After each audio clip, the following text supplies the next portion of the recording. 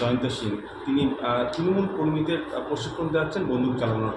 কোথাও কি তালিবান রাজের মতো ঘটনা মনে হচ্ছে? দেখুন, আমরা বরাবরই এই কথা বলে এসেছি যে মমতা বন্দ্যোপাধ্যায় চাইছেন পশ্চিমবঙ্গকে ভারতবর্ষের মধ্যে একটি আলাদা রাষ্ট্র হিসাবে বা পশ্চিম বাংলাদেশ হিসাবে তৈরি করা।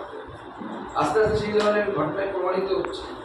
যেভাবে এই জয়ন্ত সিং মানুষের উপর অত্যাচার করা থেকে শুরু করে এবং সেখানে মানুষকে পেটানো, লোকজনকে পেটানো, মাকে ছেলেকে পেটানো হচ্ছে, মহিলাদেরকে পেটানো হচ্ছে, যে ধরনের অস্ত্রের ট্রেনিং দেওয়া হচ্ছে, এ তো অবাক করার মতো না। ভারতবর্ষের কোথাও হয় কিনা আমাদের জানা। এবং তার প্রতি মদন মিত্র এবং সৌগত রায় দুজনের দড়ি টানাটানি হচ্ছে। মদন মিত্র বলছে সৌগত রায়ের কাছের লোক, সৌগত রায় বলছেন মদন মিত্রের কাছে। কার কাছে?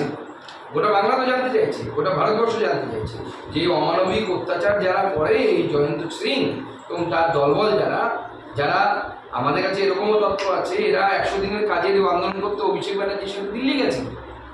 এরা কী ধরনের 100 দিনের কাজ করে? তো মানুষ পেটানো 100 দিনের কাজ। আজকে তারা অভিষেক ব্যানার্জির সাথে গেছিল, আজকে অস্ত্র পরিচালনা করার তারা ট্রেনিং দিচ্ছে। তাদের ভাবা যায় তারা কী তৈরি করার চেষ্টা করছে। যে সবার বিরুদ্ধে তো রাজদ্রোহের মামলা হওয়া হচ্ছে, রাষ্ট্রদ্রোহিতার মামলা হওয়া হচ্ছে। তালিবানের ঘটনা কি ছাপিয়ে যাচ্ছে? দ্বিতীয় তালিবান, তৃণমূল তালিবান, এটা নতুন তালিবান। এরাও আফগানিস্তানের তালিবানরা জব্বা পরে দাঁড়িয়ে রাখে, এরা প্যান্ট শার্ট জিন্স পরে টি শার্ট পরে ঘুরে বেড়াই পারত। যখন চারিদিকে